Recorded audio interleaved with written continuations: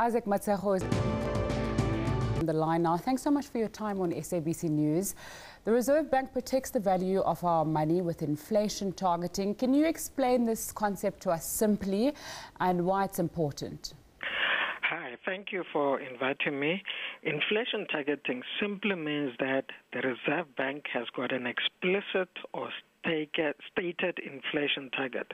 That simply means that the Reserve Bank's aim is to, on a medium to long-term basis, keep the inflation rate in South Africa between 3 and 6%. And I will tell you what the whole debate is all about.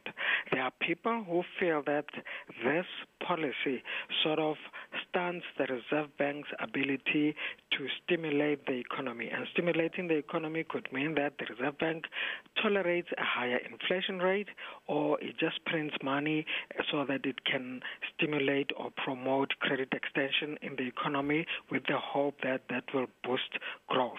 But of course, there are risks related with those policies. There's been talk about expanding the mandate of the Reserve Bank from most recently the Public Protector Advocate Busisiwe Mkhwebane. Is there a need for this to be debated and to take a wider look at what the Reserve Bank's mandate should be? You know, these issues can be debated all the time, just like economic issues are debated.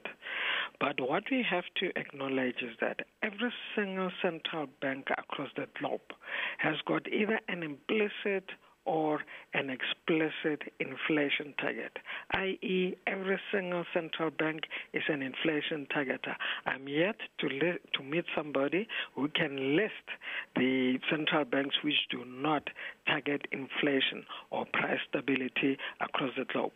Now, if we are going to debate the mandate of the Reserve Bank, we have to do it wisely. We have to do it from a very informed point of view, because, you know, lately it's quite fashionable for politicians in particular to question the current mandate of the Reserve Bank, and we've even seen the Public Protector, for instance, doing that without really giving substance to their arguments, without really stating clearly what it is that they would like to see the Reserve Bank doing and not doing.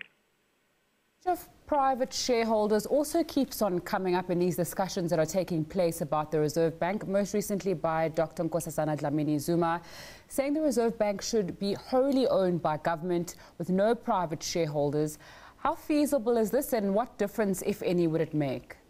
You know, the private shareholding in the South African Reserve Bank is a legacy of the past. It goes back to the time when money was being raised to help the establishment of the central bank. And I'll tell you that in the world right now, only 2 central banks have got private shareholders.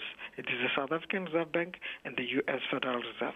Talking about the South African Reserve Bank, you know, those private shareholders do not have any influence on the management of the South African Reserve Bank.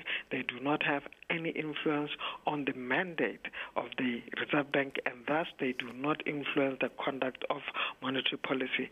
So that whether we have those private shareholders or not, it doesn't really make a big difference. But I'll tell you that I'm one of the people who believe that the private shareholding of the Reserve Bank has got to be gotten rid of, because it has caused a lot of political noise. If they don't make a difference and they don't have influence on the bank, why then does it make a difference that they're there, and why is it creating so much news? You know, the issue with the shareholders, at least what I'm aware of, is that, you know, the shares that they hold are grossly undervalued, and they would like to get higher value for their shares before they part with them. Now, that has become, of course, an issue which has caused a lot of deadlock, and as a result, these shareholders are just hanging around there. And as I say, you know, it has become a political issue, but strictly speaking, it's not an issue that we should really be concerned about, because those private shareholders, who, by the way, hold only 10% of the Reserve Bank's equity, do not have any influence on the management of the Reserve Bank or even monetary policy.